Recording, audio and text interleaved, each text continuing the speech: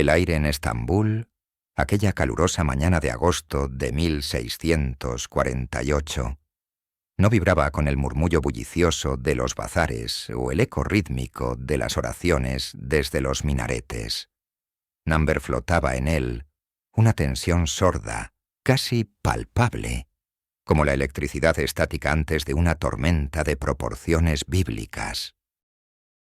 Los cimientos mismos del vasto y orgulloso imperio otomano parecían temblar, no por un sismo telúrico, sino bajo el peso insoportable de un secreto de vergüenza real que amenazaba con devorarlo todo desde sus entrañas. En el corazón de Topkapi, la gran joya resplandeciente del poder sultánico, un hombre aguardaba. No en el esplendor de sus salones adornados con oro y piedras preciosas, ni en la opulencia de sus cámaras privadas perfumadas con incienso y mirra, sino en la fría y desoladora penumbra de una celda, despojado de todo, salvo del eco fantasmagórico de sus propios delirios y los susurros de los fantasmas que lo perseguían.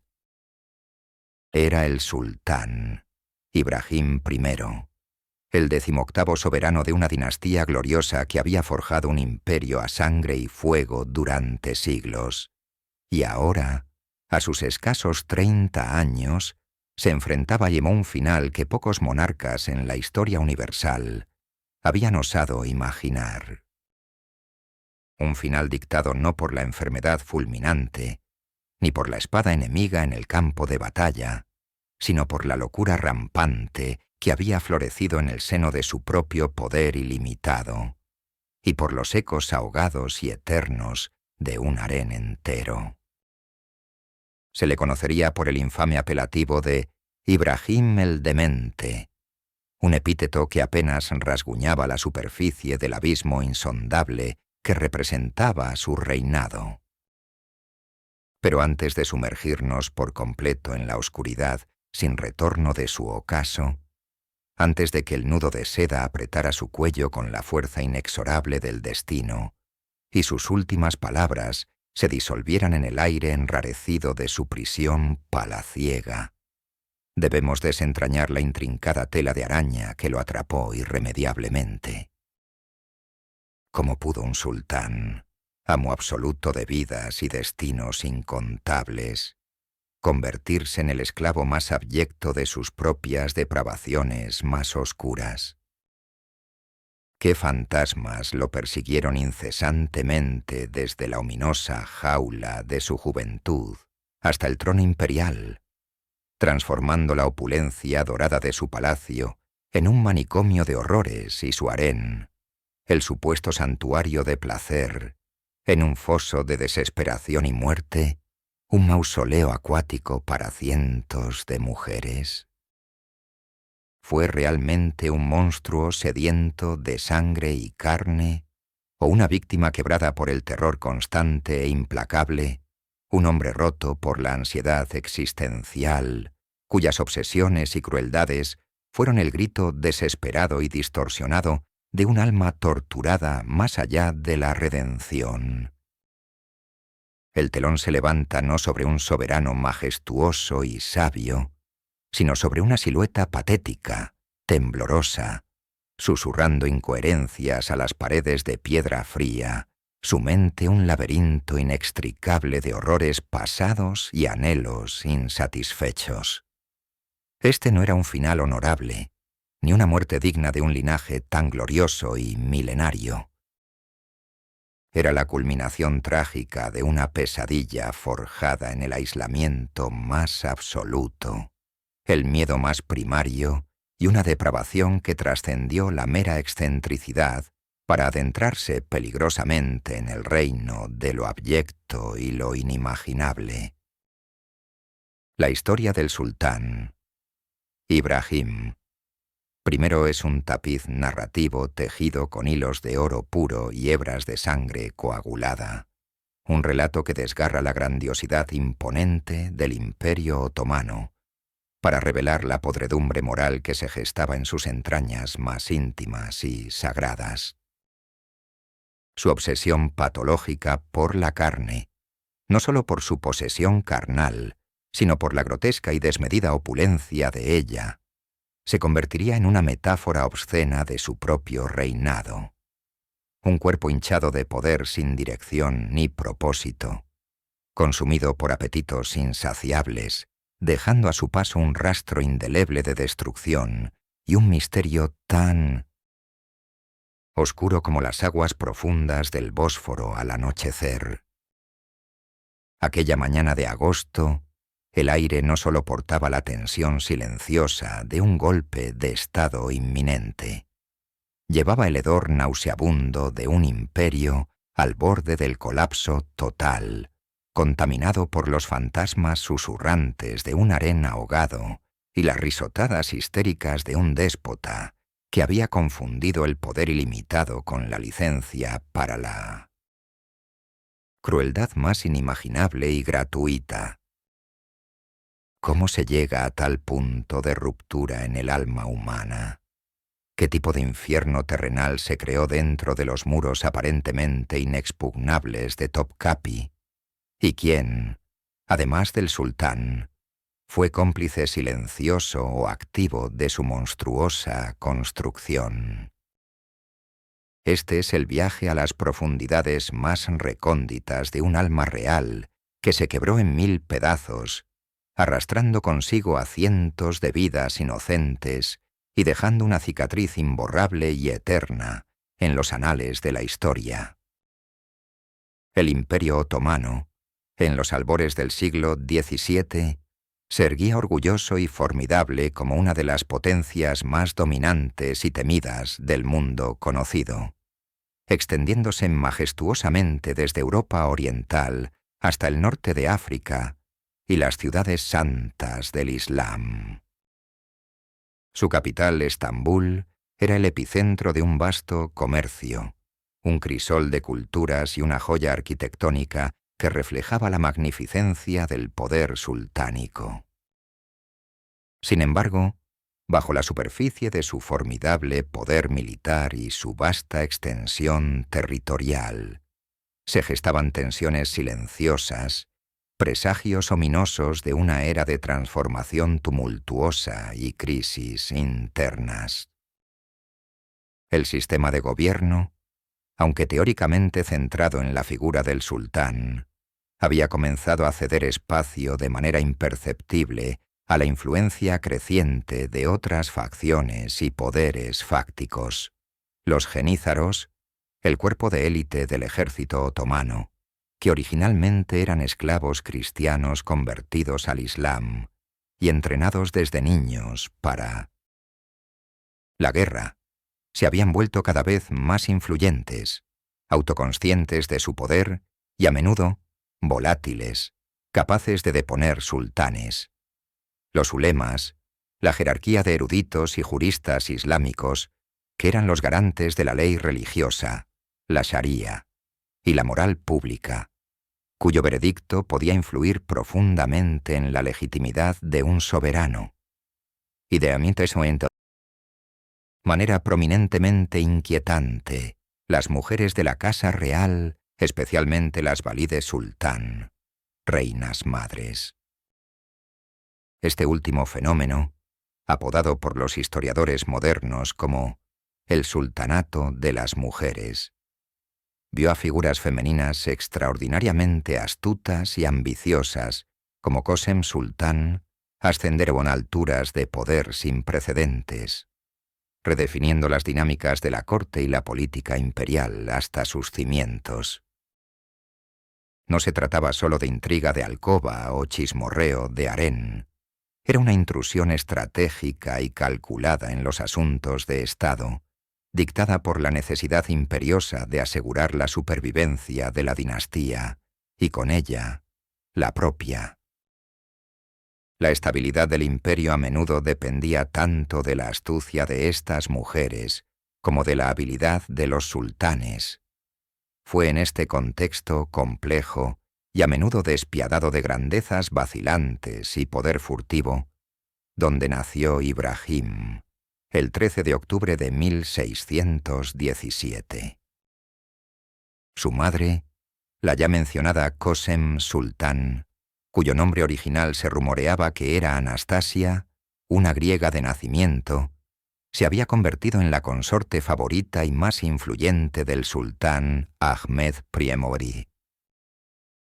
Tras la muerte de Ahmed en 1617, Kösem se erigió como una de las válides sultanas más poderosas y longevas de la historia otomana, ejerciendo una regencia de facto sobre varios sultanes jóvenes y controlando el harén y, a menudo, los asuntos de Estado.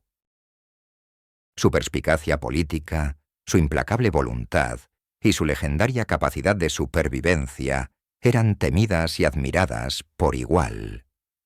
Sin embargo, incluso su estatus casi omnipotente no la eximía del terror inherente al sistema sucesorio otomano, una danza macabra de poder y sangre.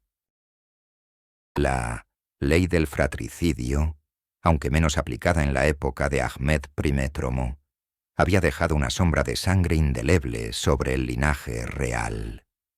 Esta ley, promulgada por Mehmed el Conquistador, permitía y a menudo exigía que el sultán recién ascendido ejecutara a todos sus hermanos varones para evitar futuras guerras civiles por la sucesión. Por ello, y en un intento de humanizar, o al menos formalizar, esta brutalidad, se había instituido el cafes, la jaula o jaula dorada, un sistema de confinamiento permanente para los príncipes que no ascendían al trono, más que de exterminio directo e inmediato. El cafes, con sus habitaciones ricamente decoradas con azulejos de Iznik, sus baños suntuosos con grifos de oro y sus patios interiores en miniatura que simulaban la libertad del mundo exterior, podía parecer a primera vista un paraíso en la tierra. Pero era, en esencia, una prisión dorada, una celda de lujo de la que muy pocos salían ilesos. Sus residentes, los príncipes de sangre real, eran prisioneros de por vida, privados de libertad, de contacto con el mundo exterior y, lo más crucial, de la experiencia práctica del gobierno y la guerra.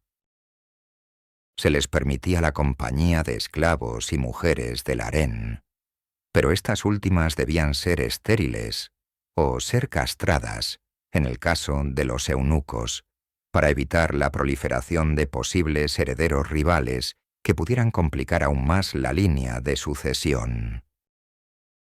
Los príncipes recibían instrucción teórica en religión, historia, literatura y gobernanza, a cargo de los mejores tutores del imperio, pero todo este conocimiento permanecía en el ámbito de lo abstracto, sin aplicación en el mundo real de la política y la administración.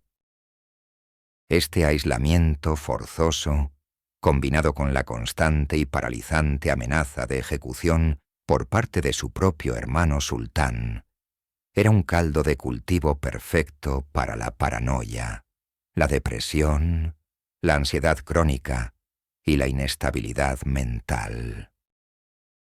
La historia está llena de ejemplos de príncipes otomanos que emergieron del cafés como hombres rotos, incapaces de manejar las complejidades del poder y abrumados por el mundo exterior.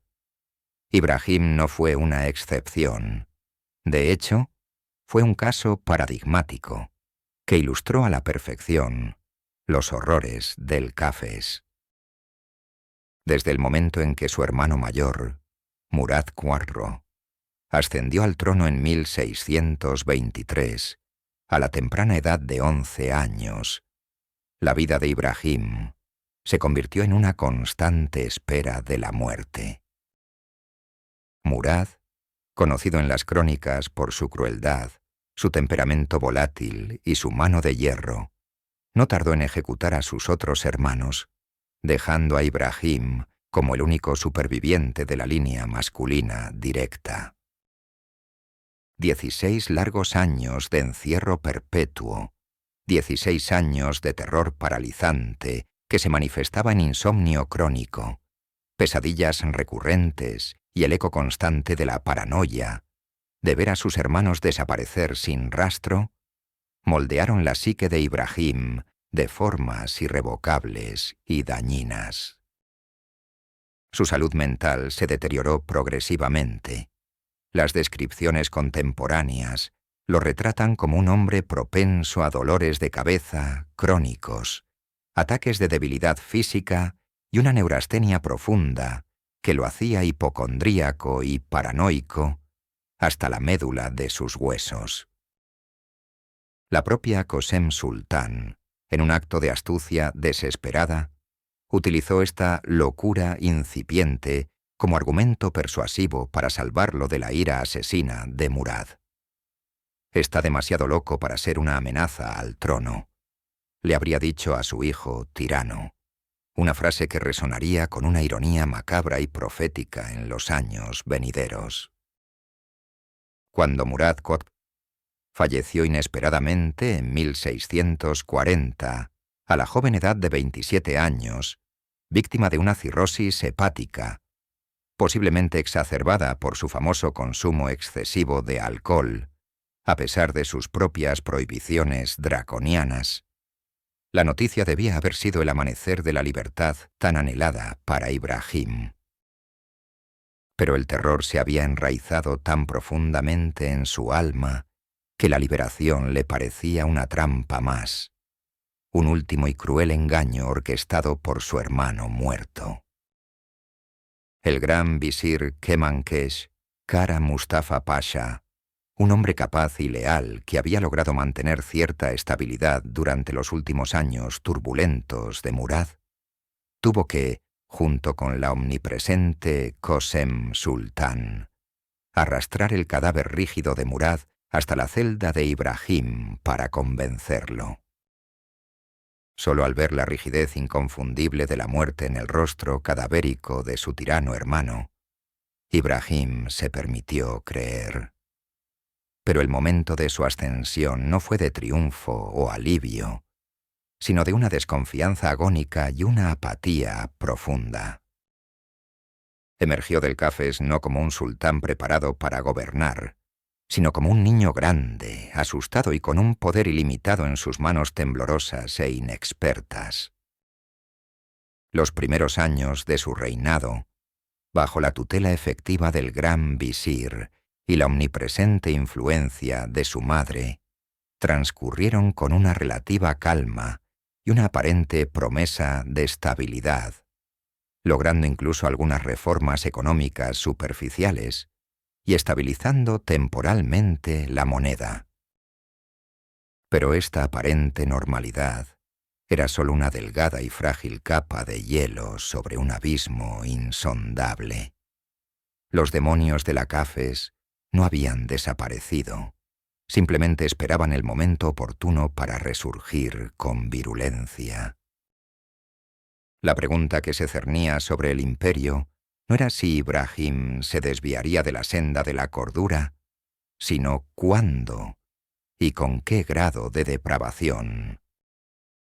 La sombra del harén, un mundo de belleza efímera, intriga silenciosa y sumisión forzada, se cerniría pesadamente sobre el destino del imperio, convirtiéndose en el epicentro de sus más oscuras fantasías, y en última instancia, en el escenario de una tragedia inaudita que mancharía la historia para siempre. El ascenso de Ibrahim al trono otomano, aunque auspiciado por la imperiosa necesidad dinástica de asegurar la continuidad del linaje y la astucia inquebrantable de su madre Qesem, fue en realidad un acto de desesperación, más que de celebración jubilosa. Los 16 años de reclusión absoluta en el Cafés habían dejado una marca indeleble y traumática en su psique, una herida profunda que la corona y el poder ilimitado solo exacerbarían y harían gangrenar. La existencia de un heredero confinado en el Cafés, rodeado de eunucos silenciosos y mujeres estériles, o eunucas en el caso de las esclavas del harén que servían a los príncipes, era una garantía de que no podría forjar alianzas externas o acumular un poder independiente, pero también significaba, de forma perversa, que el futuro sultán carecería de toda experiencia práctica en la gobernanza, la guerra y la administración del Estado, siendo extraordinariamente vulnerable a la paranoia y la manipulación. Sus primeros años de reinado, bajo la égida protectora y competente del gran visir Kemankesh, Kara Mustafa Pasha, mostraron una promesa engañosa de estabilidad y recuperación. Mustafa Pasha, un hombre de gran capacidad administrativa y lealtad probada al Estado, se esforzó con diligencia por mantener el vasto imperio a flote, restaurando las finanzas públicas, firmando tratados de paz vitales con la rival Persia safávida y la Casa de los Habsburgo, y reformando la marina otomana, que había caído en una preocupante decadencia. Ibrahim, en aquel entonces, se contentaba con delegar las abrumadoras responsabilidades del Estado, sumergiéndose en un libertinaje que su propia madre incluso fomentaba sutilmente, creyendo, erróneamente, que la distracción constante de su harén lo mantendría alejado de los asuntos de gobierno y, crucialmente, bajo su control político. La prioridad principal, como insistía Cosem Sultán con urgencia, era la procreación, dada su condición de único varón sobreviviente de la dinastía otomana, excluyendo a sus propios hijos, aún infantes. La perpetuación del linaje real era de vital importancia para la estabilidad del imperio. Y así, Ibrahim no tardó en procrear 3 futuros sultanes, Mehmed IV, Suleimán II y Ahmed II, un hecho que debería haber asegurado el futuro de la estirpe otomana y aliviado de una vez por todas la ansiedad dinástica que lo había atormentado.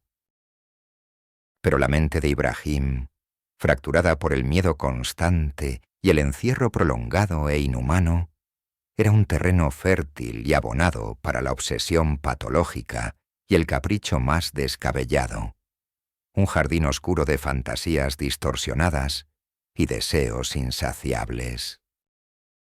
La aparente pasividad inicial pronto dio paso a una serie de comportamientos erráticos, aterradores y extravagantes que sumirían al imperio en el caos más absoluto y la vergüenza más profunda, y que con el tiempo le valdrían el infame apodo de Ibrahim el Demente. Uno de los primeros y más notorios signos de su creciente desequilibrio mental fue su insaciable y desproporcionado apetito sexual, que trascendía la mera lujuria para convertirse en una fijación patológica, una compulsión desesperada y incontrolable por compensar los años de privación y encierro forzoso en el Cafés. Se decía, con una mezcla de horror y fascinación, que podía acostarse con 24 concubinas en un solo día, una cifra que, aunque quizás exagerada por el rumor popular, subraya la compulsividad y la naturaleza desenfrenada de sus deseos. Pero Ibrahim no se contentaba con la belleza convencional de su harén, una colección de las mujeres más exquisitas y bellas del imperio, traídas de todos los rincones del mundo conocido. No, él desarrolló una particular y bizarra obsesión por las mujeres de gran tamaño, las obesas, llegando a Meso a enviar a sus emisarios por toda Constantinopla con la misión insólita y humillante de encontrar a la mujer más gorda que existiera, un encargo que provocó consternación entre los dignatarios imperiales. Esta búsqueda culminó con la llegada al palacio de Shibekar Hatun, una armenia conocida por su corpulencia excepcional, quien no solo se convertiría en una de sus favoritas incondicionales, sino que, astutamente, ganaría una influencia desmedida y perniciosa sobre el sultán, desempeñando un papel clave en su eventual y trágica caída. La predilección del sultán por las mujeres corpulentas se interpretó como una búsqueda de la abundancia, de la vida misma, en contraste con los años de esterilidad y desolación en la Cafes. Sin embargo, su manifestación fue grotesca. La preferencia de Ibrahim por las mujeres de peso, que en otro gobernante podría haber sido vista como una excentricidad inofensiva o un gusto peculiar, en él se manifestó con una intensidad alarmante y una crueldad creciente que traspasó los límites de lo aceptable. La búsqueda desenfrenada de mujeres que se ajustaran a sus caprichos físicos llevó a los agentes del sultán a recorrer la ciudad, y no solo en busca de esclavas comunes. Este ultraje, un asalto directo a la dignidad de una de las figuras más respetadas e influyentes del imperio, desató una indignación furiosa y un clamor de protesta entre la influyente élite religiosa, los ulemas y el público devoto de Estambul, demostrando una alarmante falta de juicio político y una incapacidad para percibir las líneas rojas que incluso un sultán absoluto no debía cruzar impunemente. La moralidad pública, aunque a menudo doblegada y moldeada por el poder supremo, no podía ser ignorada por completo sin graves consecuencias. Pero las obsesiones de Ibrahim no se limitaban a la carne y al harén. Desarrolló una profunda y extraordinariamente costosa fascinación por las pieles de Marta Cibelina y otras pieles exóticas y lujosas, un lujo que rápidamente se convirtió en una manía insaciable que devoraba los recursos del Estado. El palacio de Ibrahim Pasha, una vez un símbolo de poder y refinamiento exquisito, fue ordenado alfombrado por completo con pieles de Marta Cibelina, para complacer a su favorita más reciente, Teli Haseki, a quien incluso desposó legalmente en una ceremonia extravagante y sin precedentes, un hecho inusual para un sultán otomano que solía tener concubinas pero rara vez esposas legales.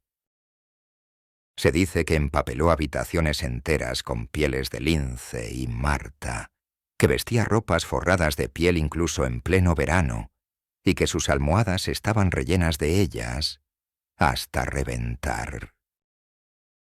La leyenda, teñida de horror y sarcasmo, susurra que incluso mandó afeitar a sus propios gatos y los vistió con pequeñas capas confeccionadas con la preciosa piel de Marta Cibelina, en un acto de excentricidad suprema. Esta extravagancia sin límites, que elevó el precio de las pieles hasta 10 veces su valor normal en los mercados de Estambul y más allá, comenzó a drenar las arcas del Estado de una manera alarmante y sosteniblemente destructiva, obligando a Ibrahim a imponer impuestos onerosos y extraordinarios a sus ministros y gobernadores, y finalmente a la población, generando un resentimiento profundo y creciente entre las élites que antes lo apoyaban y el pueblo llano que sufría directamente sus excesos descontrolados. En medio de este torbellino de caprichos, excentricidades y una administración caótica, la influencia del capaz gran visir Kemankesh, Kara Mustafa Pasha, disminuyó drásticamente hasta ser insignificante. Mustafa Pasha, alarmado por el derroche incontrolable y la conducta cada vez más errática del sultán, intentó frenar sus excesos y restaurar cierto orden en el gobierno. Pero Ibrahim, impulsado por una combinación de paranoia aguda, celos irracionales y la creciente influencia de cortesanos aduladores y charlatanes, no toleró la disidencia ni la crítica. En 1644, en un acto de ingratitud y locura, ordenó la ejecución de Mustafa Pasha, el hombre que había mantenido el imperio en pie durante sus primeros años. La muerte de este capaz visir abrió las compuertas a un sinfín de figuras dudosas y corruptas que rápidamente ascendieron al poder, sirviendo los caprichos del sultán y alimentando su depravación en lugar de gobernar con sensatez. Entre ellos se encontraban Şekerpare Hatun, una de las favoritas del harén, que se había vuelto peligrosamente influyente como la tesorera privada del sultán, amasando una vasta fortuna personal, y Zinzi Oka, literalmente maestro jinni, un charlatán autoproclamado y místico que pretendía curar las dolencias físicas y mentales de Ibrahim mediante sortilegios y encantamientos, y que gracias a la credulidad y superstición del sultán amasó un poder considerable como su asesor espiritual y médico personal. Zinzi Oka fue nombrado en altos cargos como el Cadu de Galata y luego Kazasker, juez militar en jefe, ejerciendo una influencia corrupta y desestabilizadora en la administración de justicia. El nombramiento de individuos incompetentes, pero aduladores, en puestos clave, se convirtió en la norma, provocando una inestabilidad administrativa sin precedentes y una corrupción sistémica. La corte de Ibrahim se convirtió en una puerta giratoria de funcionarios, con el sultán nombrando y destituyendo a 23 jefes de finanzas y 18 grandes almirantes en un corto período de tiempo. Una rotación vertiginosa que paralizaba la gobernanza y sembraba la corrupción a todos los niveles del Estado. Un episodio particularmente revelador de la crueldad inherente a Ibrahim y su creciente inestabilidad emocional ocurrió con su propio hijo, el joven Shehzade Mehmed, el futuro Mehmed IV.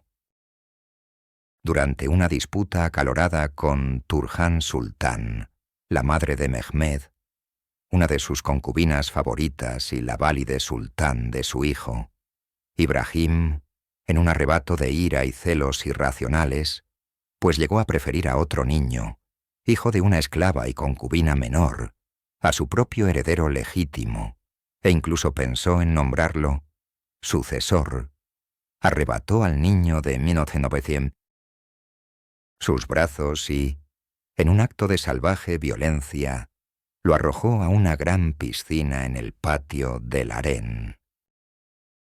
Solo la rápida intervención de un sirviente valiente, que se lanzó de inmediato para rescatar al príncipe, evitó que el infante se ahogara.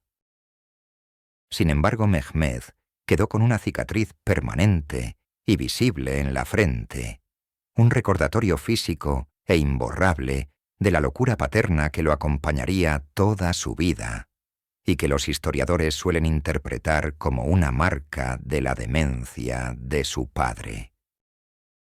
La corte se había convertido, en esos años, en un reflejo distorsionado y grotesco de su mente enferma, un lugar de capricho desenfrenado, temor constante y corrupción sistémica.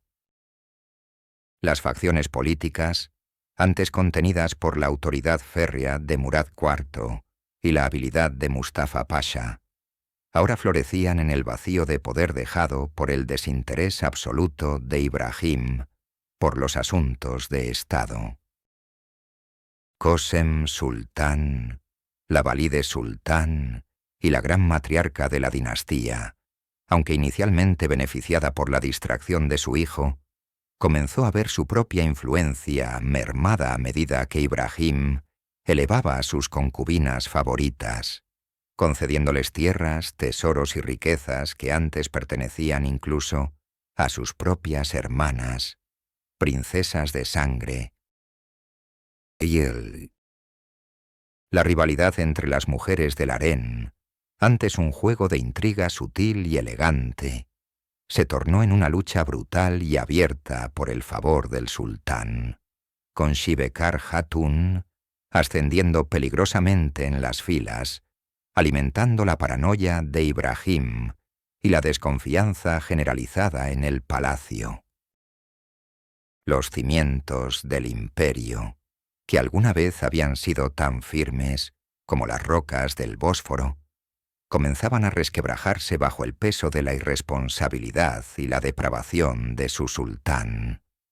Pero la espiral de locura aún no había alcanzado su punto más bajo, el nadir de su depravación. Un rumor, una chispa minúscula de celos enfermizos y la manipulación astuta de una concubina ambiciosa encendería una conflagración que teñiría las aguas del Bósforo de un horror inimaginable, un acto que superaría cualquier crueldad precedente. ¿Podría la paranoia desenfrenada de un solo hombre, la locura abyecta de un soberano, conducir a un acto de aniquilación masiva que dejaría una mancha imborrable en la historia otomana, un crimen tan atroz que aún hoy estremece el alma y revuelve el estómago? La respuesta, tristemente, no solo es afirmativa, sino que nos arrastra directamente al corazón de su más infame y sádica depravación. A medida que el reinado de Ibrahim se sumía cada vez más en una vorágine incontrolable de extravagancias, caprichos y decisiones aberrantes, el peso insoportable de su inestabilidad mental y su desgobierno se volvía insostenible para la estructura misma del Imperio otomano.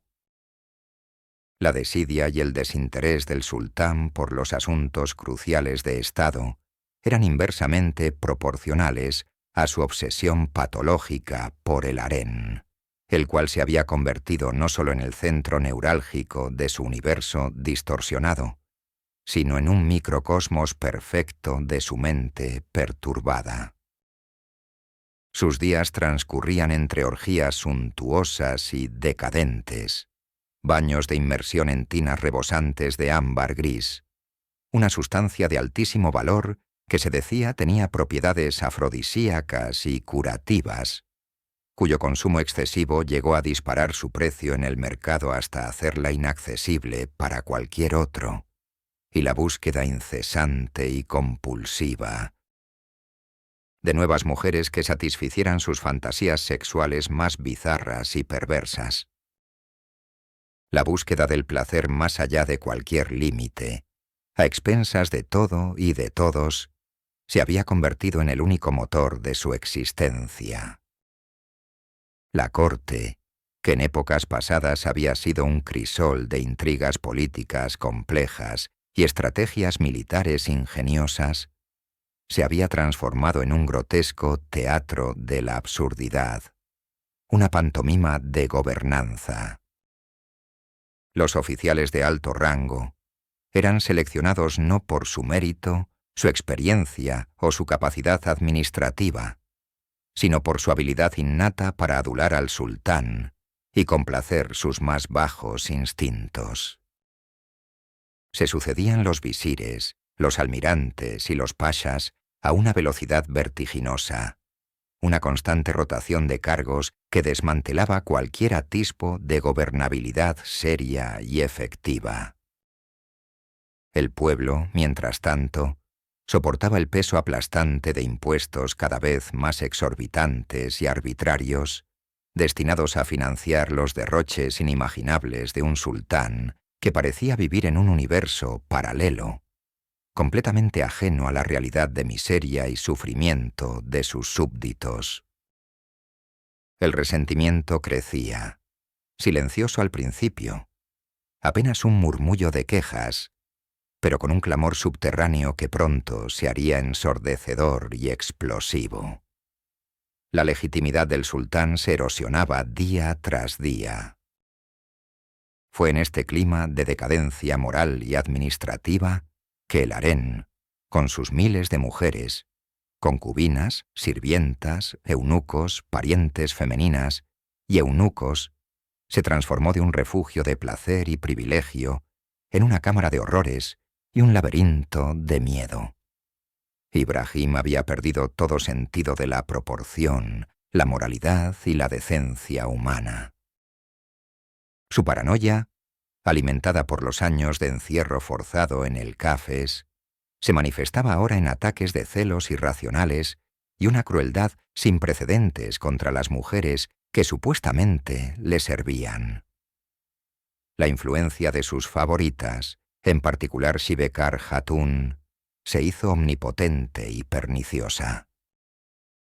Shibekar, astuta, ambiciosa y despiadada, no dudaba en manipular al sultán, alimentando sus sospechas y utilizando su autoridad para eliminar a sus rivales dentro del harén y asegurar su propia posición privilegiada. Esta intriga interna se estaba volviendo mortal.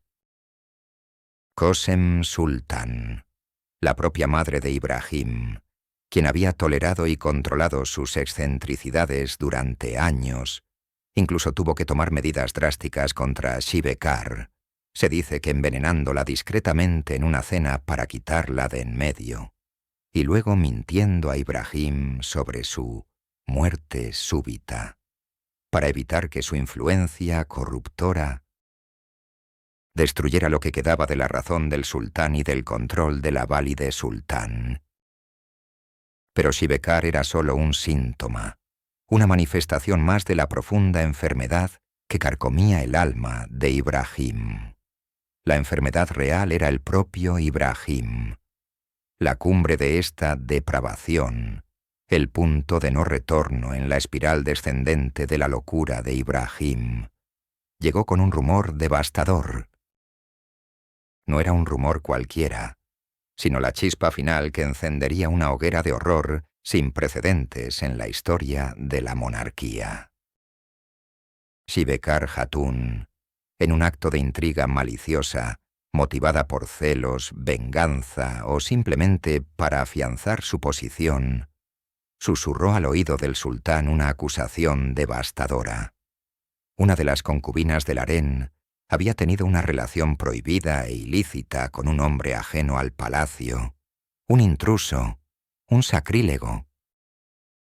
Otras versiones apuntan a un simple sueño profético de Ibrahim, interpretado por Cinci Oca, que anunciaba una infidelidad. Sea cual fuere el origen, la semilla del terror y la paranoia fue sembrada. La reacción de Ibrahim fue instantánea, visceral y aterradora. La paranoia, la inseguridad existencial y la rabia contenida durante años estallaron en una furia incontrolable y psicótica.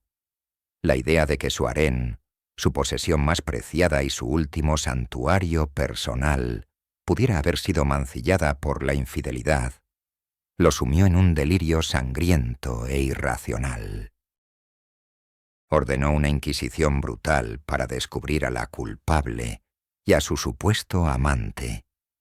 Las concubinas fueron sometidas a torturas inimaginables, pero ninguna cedió. Ninguna reveló el nombre de la supuesta infiel. El mutismo de las mujeres, ya sea por lealtad, por miedo, por la imposibilidad de confesar algo inexistente, o simplemente porque no había verdad alguna en la acusación, solo intensificó la ira iracunda de Ibrahim. La imposibilidad de identificar a la única pecadora lo llevó a una conclusión tan ilógica como monstruosa. Si no podía encontrar a la única culpable, entonces todas debían ser castigadas. Todas estaban manchadas. La decisión que tomó, en la cúspide de su demencia, se grabaría a fuego en los anales de la historia como uno de los crímenes más atroces y crueles jamás cometidos por un monarca absoluto. Ibrahim ordenó que todo su harén, que en ese momento ascendía a la escalofriante cifra de 280 concubinas, algunas crónicas hablan de 1000, pero 280 es la cifra más comúnmente aceptada. Fuera atado en sacos lastrados con piedras y arrojado, sin piedad ni remordimiento, a las heladas aguas del Bósforo. Imaginen el horror indescriptible de aquella noche. La noche debió haber sido un lienzo oscuro y ominoso, salpicado solo por el terror silencioso y la desesperación. Las mujeres, arrancadas de sus aposentos lujosos, de sus sueños efímeros de favoritismo, de sus vidas diminutas y controladas, debieron ser arrastradas por los eunucos silenciosos y los guardias impasibles del palacio. Los gritos ahogados por los nudos, el roce áspero y lacerante de las cuerdas, el peso frío y mortal de las piedras atadas a sus cuerpos, el terror puro reflejado en los ojos de aquellas que sabían su destino inminente. No hubo juicio, no hubo piedad, no hubo redención posible. Solo la sentencia arbitraria y demencial de un hombre cuya mente se había desprendido por completo de la realidad y la humanidad. Las mujeres, muchas de ellas jóvenes, algunas quizás embarazadas, fueron una por una arrojadas a la oscuridad líquida y fría, sus cuerpos desapareciendo bajo la superficie del agua, sus vidas extinguidas en un suspiro burbujeante y efímero, como velas apagadas por un viento furioso. La leyenda, susurrada con horror a lo largo de los siglos, cuenta que solo una de ellas sobrevivió milagrosamente, rescatada por un barco francés que pasaba por allí, una testigo silente e involuntaria del genocidio real. Turhan Sultán, la madre del heredero Mehmed IV, también escapó a esta matanza indiscriminada, un hecho que sería crucial para el futuro inmediato y a largo plazo del imperio. Este acto de barbarie sin precedentes, más allá de ser un capricho sádico, fue una declaración de la locura sin límites del sultán. Había cruzado un umbral irreversible de crueldad. Había convertido la vida humana, incluso la de las mujeres de su propia casa, sus concubinas, en meras piezas desechables en su tablero de locura y paranoia. El reloj inminente de su caída, que había comenzado a tic-tacear lentamente desde su ascenso al trono, ahora aceleraba su marcha inexorable, marcando cada segundo el fin de su reinado. Las campanas de su destrucción ya resonaban con fuerza, inaudibles quizás para él, pero claras como el cristal para todos aquellos que veían el abismo que se abría bajo los pies del otrora poderoso imperio. Las consecuencias de esta atrocidad incalificable no tardaron en manifestarse, no de manera directa e inmediata en la conciencia de Ibrahim, sino en la erosión implacable de su ya frágil legitimidad. El acto de ahogar a su harén, aunque posiblemente silenciado y ocultado en los círculos oficiales del palacio, se extendió como un eco macabro y un murmullo de horror a través de los susurros de la corte y la ciudad, alimentando la indignación. La élite otomana, acostumbrada a la crueldad política y a la intriga, no podía ignorar tal nivel de depravación.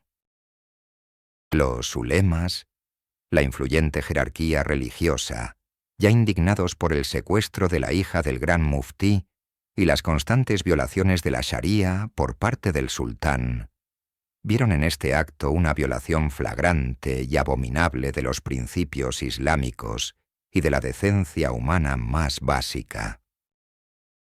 Consideraban a Ibrahim no solo como un mal gobernante, sino como un peligro para la fe y el alma del imperio.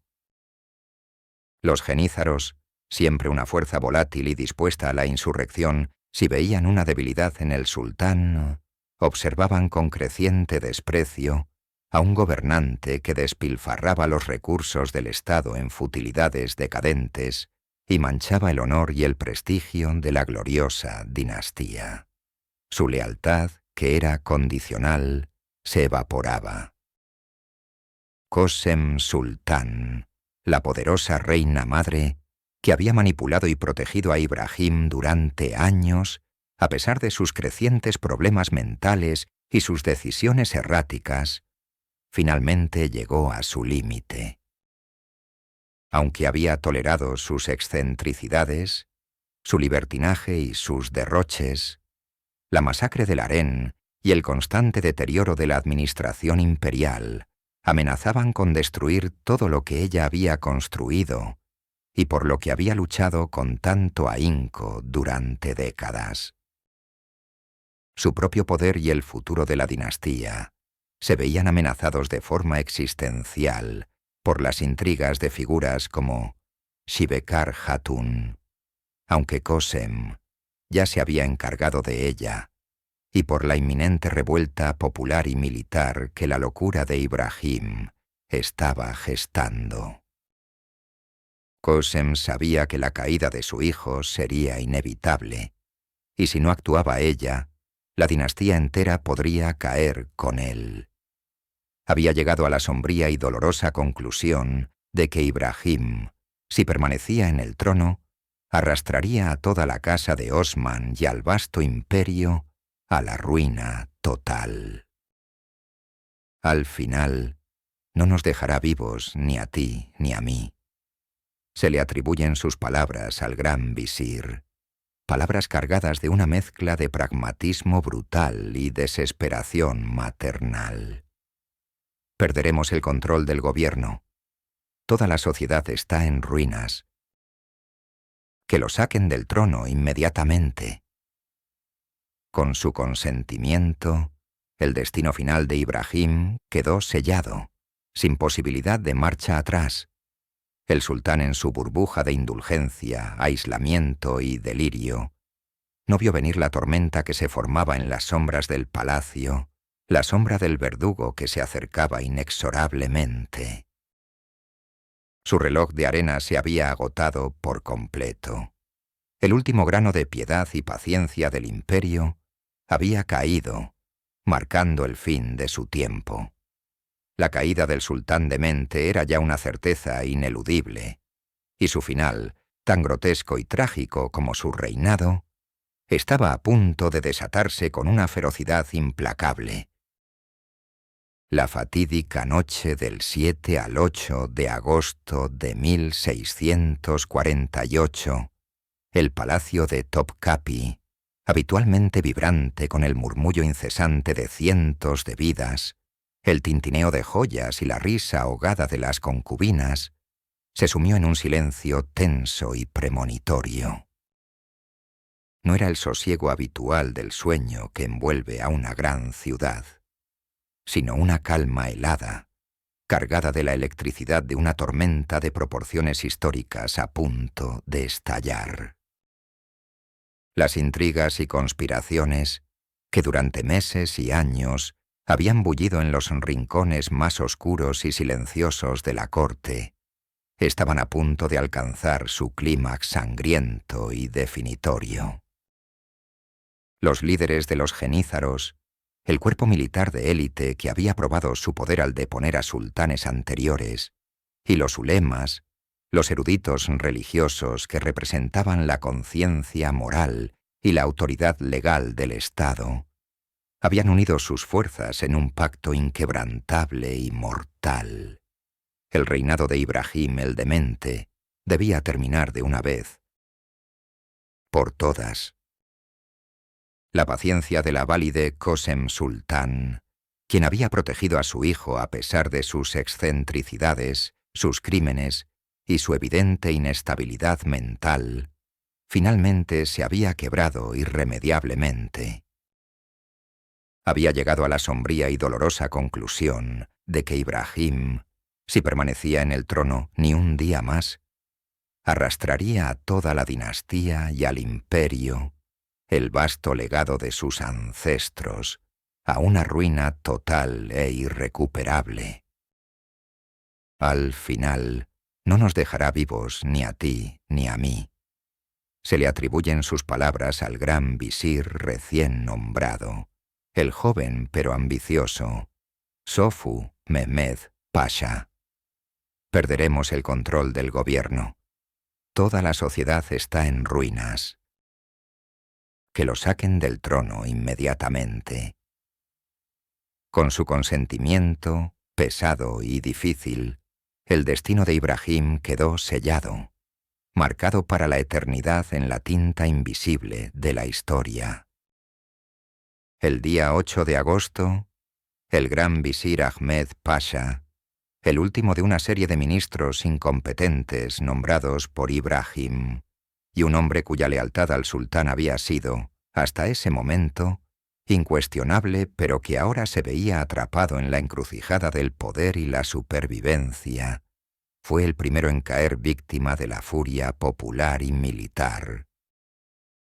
En las calles de Estambul, una turba enardecida de genízaros y ciudadanos comunes, hastiada de los impuestos exorbitantes, los derroches del sultán y la injusticia, lo asaltó, lo estranguló y lo descuartizó salvajemente, ganándose póstumamente el macabro y descriptivo apodo de Ezarpare, que en persa significa 1000 pedazos. Este acto de violencia callejera extrema no fue un incidente aislado, sino la señal inconfundible, el estruendo que anunció el golpe de Estado inminente y la rebelión a gran escala. Mientras la ciudad ardía en el preludio de la rebelión total y la anarquía, en el interior del palacio de Topkapi, el objetivo principal era capturar a Ibrahim. El sultán, en su habitual ensimismamiento, ajeno a la tempestad que se cernía sobre él y sumido en sus propios delirios, fue sorprendido en sus aposentos. Para sorpresa de muchos, no opuso resistencia alguna. Quizás su mente, ya tan fragmentada y debilitada por años de encierro y paranoia, no pudo comprender la magnitud y la irreversibilidad del momento, o quizás la apatía profunda del encarcelamiento prolongado se había apoderado por completo de su voluntad, drenándola de cualquier capacidad de lucha. Fue despojado de sus ropas de sultán, de sus insignias de poder y de cualquier objeto de valor que poseyera, y arrastrado sin miramientos de vuelta al Cafés, su antigua prisión, el mismo lugar donde había pasado 16 años de su juventud, sumido en el terror y la paranoia. Pero esta vez, las lujosas habitaciones que antes habían sido su celda de oro, ahora se sentían como una tumba helada y anticipada. La ironía era cruel, casi poética en su amargura. El hombre que había ascendido al trono desde el encierro más profundo, regresaba a él para morir en su confinamiento final. Durante 10 agónicos días, Ibrahim languideció en la Cafés, en un estado de creciente desesperación y una soledad insoportable. Los sonidos del palacio, antes el eco de su poder omnímodo y sus caprichos, se convirtieron en los susurros ineludibles de su condena. No había lujos, no había concubinas que lo adularan, no había fiestas ni pieles de Marta, solo el frío implacable de las piedras de su celda y el creciente silencio ominoso que anunciaba el final. Las voces que había ignorado durante años, las advertencias de su madre, los lamentos de su pueblo, los ecos de las mujeres ahogadas, debieron resonar con una claridad aterradora en su mente febril y agonizante. La soledad, que había sido su compañera constante en su juventud encarcelada, regresaba ahora como su último verdugo, el preámbulo de su aniquilación. El 18 de agosto de 1648, El reloj de la vida de Ibrahim llegó a su final ineludible. Las facciones en el poder, a pesar de haberlo depuesto, no se sentían seguras con él con vida, ni siquiera encarcelado en lo más profundo del palacio. Su mera existencia era una amenaza latente, un posible punto de reagrupación para cualquier elemento descontento o ambicioso que pudiera intentar restaurarlo en el trono. El nuevo gran visir, Sofu Mehmed Pasha, decidido a asegurar la estabilidad a toda costa, buscó una fatwa, un edicto religioso inapelable, de los ulemas para sancionar legal y moralmente la ejecución de Ibrahim. La respuesta fue implacable, basada en un principio islámico que impedía la coexistencia de dos califas o sultanes legítimos. Si hay dos califas, maten a uno de ellos. Qasem Sultán, la mujer que había sido su protectora, su manipuladora y su última esperanza, ahora dio su consentimiento final, sellando el destino de su propio hijo, en lo que debió ser la decisión más desgarradora de su vida. Dos verdugos fueron enviados a la celda de Ibrahim. En un giro macabro y cruel del destino, uno de ellos era el verdugo principal, Kara Ali, el mismo hombre que había servido fielmente bajo el propio Ibrahim, un hombre que, con sus manos, había ejecutado las órdenes de su sultán durante años, ahora se convertía en su propio ejecutor. El método de ejecución, reservado tradicionalmente para la realeza otomana para evitar el derramamiento de sangre real, que se consideraba sacrílego, no sería la espada, sino la cuerda de arco de seda, un método lento, silencioso y asfixiante. Mientras los verdugos se acercaban a la celda, la atmósfera se hizo densa con el presentimiento ineludible de la muerte. Se cuenta que Ibrahim, a pesar de su condición mental, quizás con un último y fugaz destello de lucidez o un arrebato de desesperación primigenia, pronunció sus últimas palabras, un ruego patético y desgarrador de compasión. ¿No hay nadie entre los que han comido mi pan que se apiade de mí y me proteja? Estos hombres crueles han venido a matarme. ¡Piedad! ¡Piedad! Fue un grito desgarrador que resonó en el silencio, el lamento final de un hombre que, a pesar de haber sumergido a cientos de otros en el horror más inimaginable, se encontró solo en su propio umbral de aniquilación, sin nadie que lo defendiera. Las manos expertas de los verdugos se acercaron. El lazo de seda, frío e implacable, se ajustó lentamente alrededor de su cuello. Desde una ventana del palacio, en la distancia, Qasem Sultán y otros dignatarios observaban en silencio sepulcral, testigos mudos y solemnes de la culminación trágica de un reinado de locura y la purga definitiva de un gobernante que había perdido el rumbo. La lucha de Ibrahim fue breve pero agónica, un último espasmo de vida. El aire le fue negado brutalmente, sus ojos se desorbitaron en el horror, su cuerpo se retorció en una última resistencia desesperada contra la muerte inevitable. El último suspiro del sultán fue un jadeo ahogado, una burbuja de aire que estalló en el silencio cargado de tragedia, marcando el final de un hombre y un capítulo oscuro y vergonzoso en la historia otomana. Ibrahim I, el demente, fue estrangulado el 18 de agosto de 1648, a la edad de 30 años. Su muerte marcó el segundo regicidio en la historia del Imperio Otomano. El primero fue Osmán II, un evento de una magnitud inmensa que envió ondas de choque a través de la vasta extensión del Estado. El cuerpo del sultán depuesto y ejecutado yacía sin vida, un mero cascarón patético de lo que alguna vez había sido el gobernante absoluto de uno de los imperios más poderosos del mundo. El misterio de su locura, la razón última de sus depravaciones y la verdadera extensión de su culpabilidad versus su condición de víctima de un sistema cruel, se cernirían sobre su memoria para siempre. La última noche de Ibrahim Primertron no fue un acto de piedad, sino una purga brutal, el sacrificio de un soberano para preservar el orden y la continuidad de una dinastía asediada y corrompida por los fantasmas de su propia creación. ¿Qué le esperaba ahora al imperio que había sido testigo de tal ignominia, de tal horror y caos?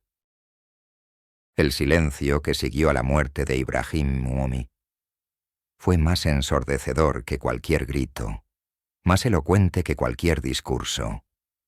El cuerpo inerte del sultán estrangulado yacía en su celda, un espectro patético y humillado de la majestad que una vez ostentó.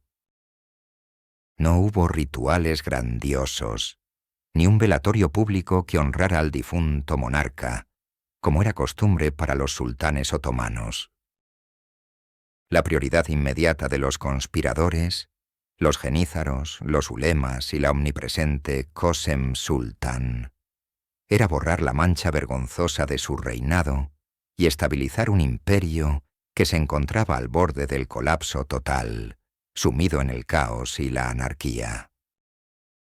El manejo del cadáver de Ibrahim fue, por tanto, un acto profundamente político y simbólico, una declaración silenciosa de repudio y un intento desesperado de controlar la narrativa histórica. Los verdugos, con el rostro impasible y los movimientos profesionales, fueron los primeros en manipular el cuerpo del ex sultán. No se sabe con certeza quién tocó primero el cadáver, pero la preparación debió ser rápida y desprovista de la reverencia habitual y el protocolo ceremonial. El cuerpo de un sultán, incluso uno depuesto y ejecutado, era sagrado y se consideraba inviolable, pero la necesidad de borrar la imagen del demente y restaurar el orden superaba cualquier tradición o protocolo. No hubo embalsamamiento elaborado, ni el suntuoso adorno de sedas y joyas reservado para los soberanos que morían en su lecho. En cambio, el cuerpo de Ibrahim fue envuelto de forma sencilla y humilde, posiblemente en un sudario blanco, sin ornamentos, y trasladado sin pompa ni ceremonia, bajo el manto de la discreción, fuera del palacio. Su entierro no sería en un mausoleo magnífico y majestuoso, junto a sus ilustres predecesores, en el complejo de la mezquita de Fatih, sino en un lugar oscuro y discreto, en el interior de la mezquita de Hagia Sofía, en una capilla apartada, lejos de la mirada pública y de la grandiosidad de su linaje. Esta ubicación inusual para su sepelio, casi como si se intentara ocultar su existencia y su memoria, fue un castigo póstumo, un intento de borrar su nombre y su recuerdo de la línea de la grandeza dinástica. El anuncio oficial de la muerte de Ibrahim fue manejado con la máxima cautela y una calculada ambigüedad. No se emitieron proclamaciones grandilocuentes que detallaran las circunstancias exactas de su fallecimiento. En el contexto de un regicidio, la verdad completa era demasiado peligrosa y podía desatar más inestabilidad.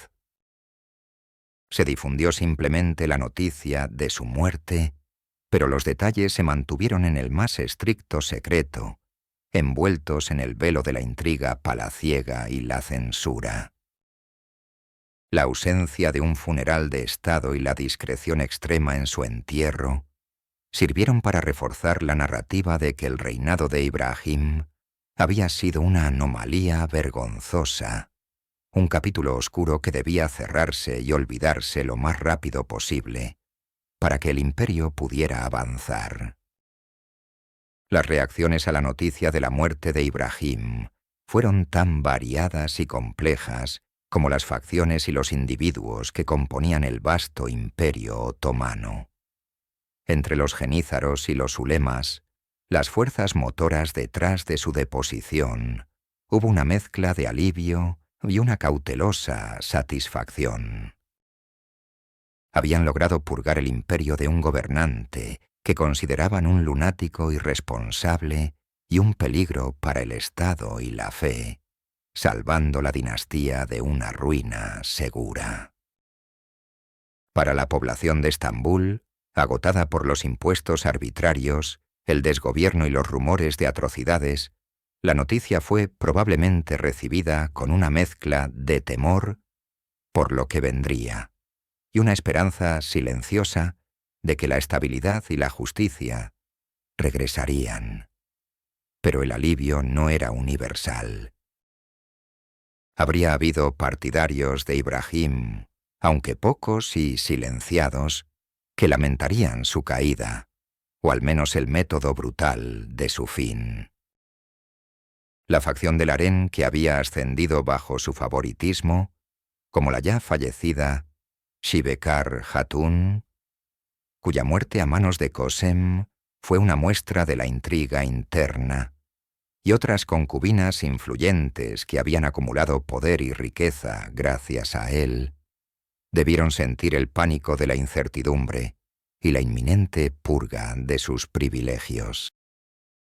El vacío de poder dejado por la ejecución de Ibrahim fue llenado de inmediato, pero no sin una nueva y brutal lucha por el control.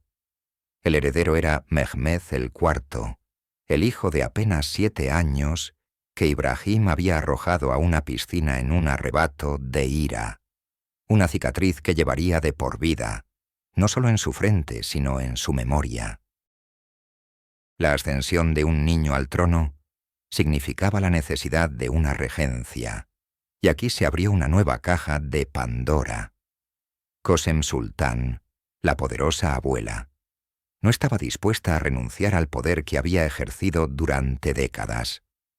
Como la Valide Sultán y la Buyuk Valide, gran reina madre, reclamó la regencia en nombre de su joven nieto.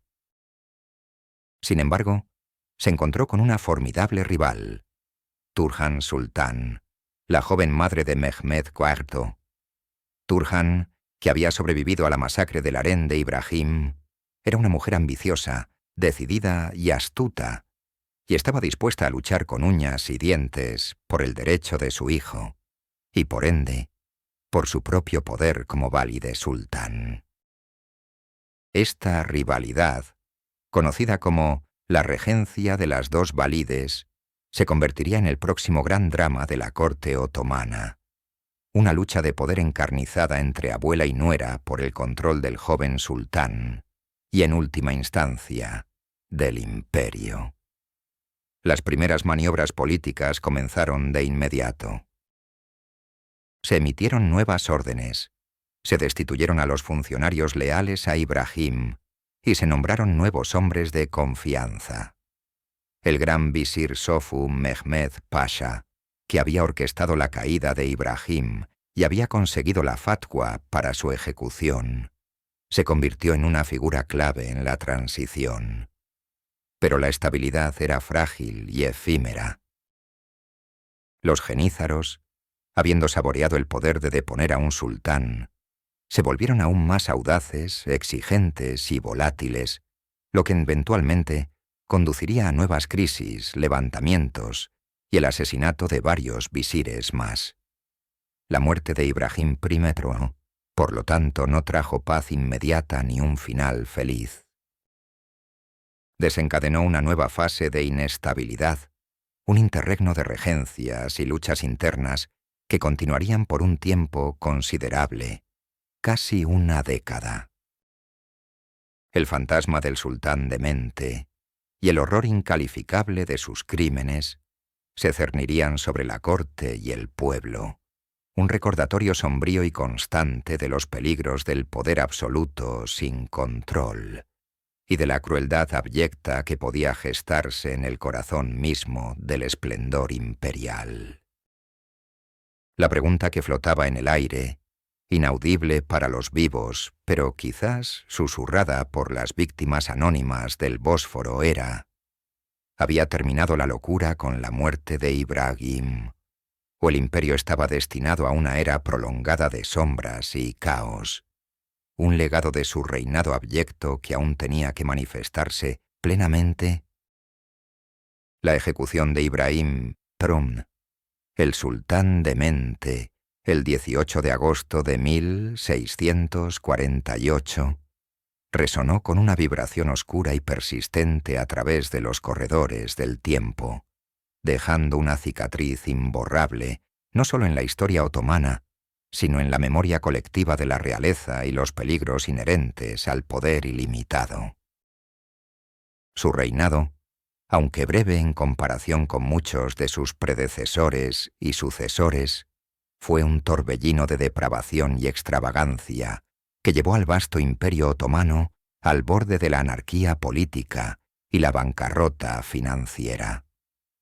Pero el impacto de su vida, y sobre todo de su muerte, fue mucho más allá de su efímera década en el trono. A corto plazo, su fin abrió las puertas a una de las luchas de poder más intensas y sangrientas dentro del harén imperial y la administración del Estado, la ya mencionada regencia de las dos valides entre Qasem Sultán y Turhan Sultán.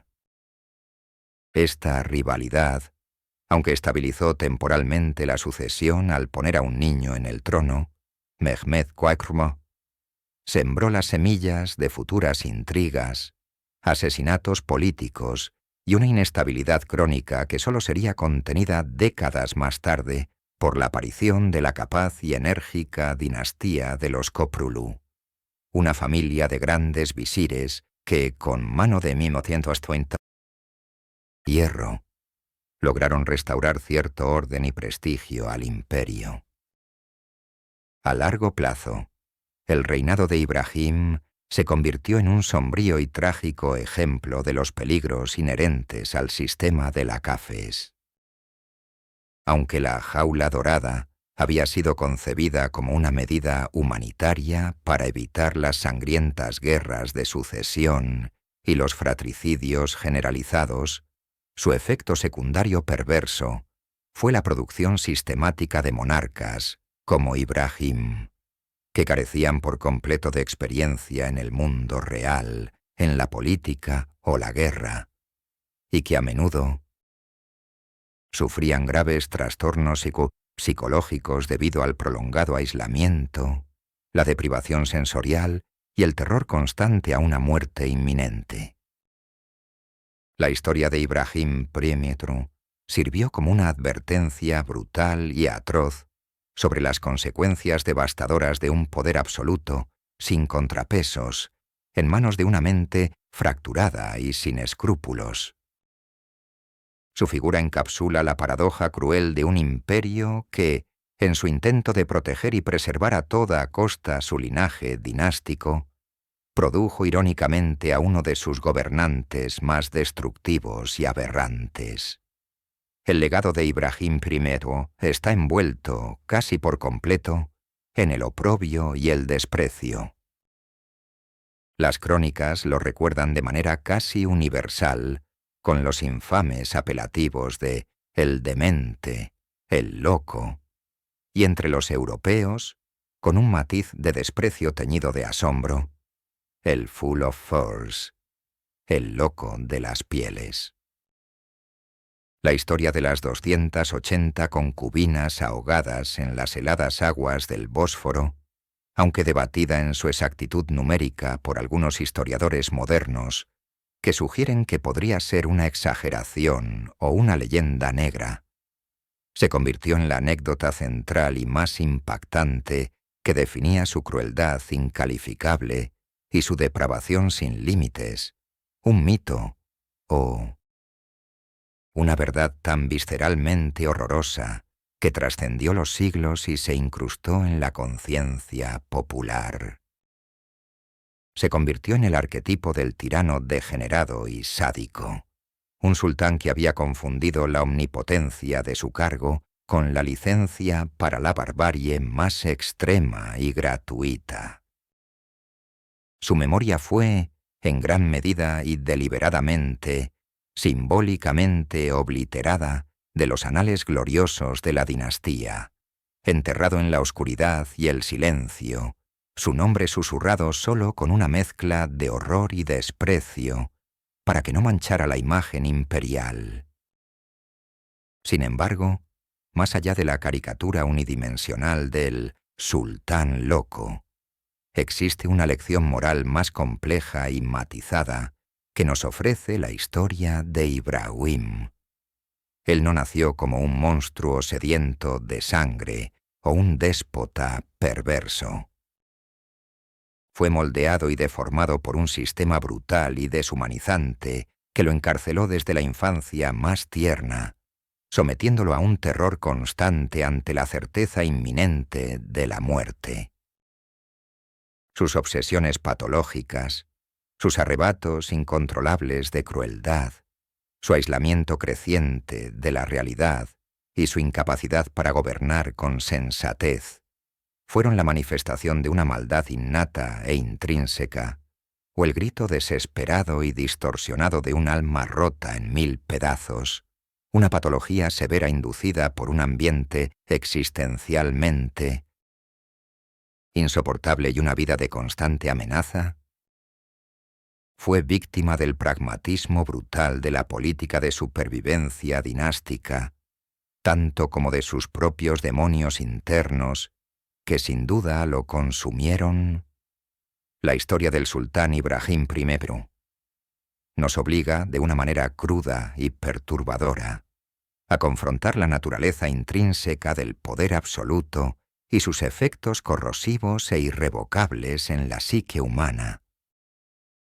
Nos muestra cómo la ausencia total de contrapesos y la validación constante de incondicional de los aduladores pueden transformar una mente frágil y traumatizada en un instrumento de destrucción masiva y desgobierno. Su reinado, aunque una aberración histórica, es un espejo oscuro y distorsionado que refleja las fallas estructurales de un vasto imperio en transición y la alarmante facilidad con la que la opulencia y el poder ilimitado pueden convertirse, en manos equivocadas, en podredumbre moral y administrativa. Así, el eco fantasmal de los gritos ahogados en el Bósforo, el murmullo de las pieles suntuosas arrastradas por los suelos del palacio y el lamento final del sultán depuesto y ejecutado persisten en la historia, una melodía macabra que nos llega a través de los siglos. Nos dejan no solo una narración de horror y tragedia, sino una pregunta persistente, profunda y perturbadora que se cierne sobre la condición humana y la fragilidad del poder supremo. Cuando un soberano se pierde irremisiblemente en las profundidades de su propia mente enferma, arrastrando a su imperio al caos y al abismo, ¿dónde reside la no somos verdadera y última responsabilidad? ¿En el individuo consumido por la locura que perdió el rumbo, o en el sistema que lo forjó de esa manera, le otorgó poder ilimitado y permitió que su descenso al infierno se convirtiera en una pesadilla real para miles de vidas inocentes?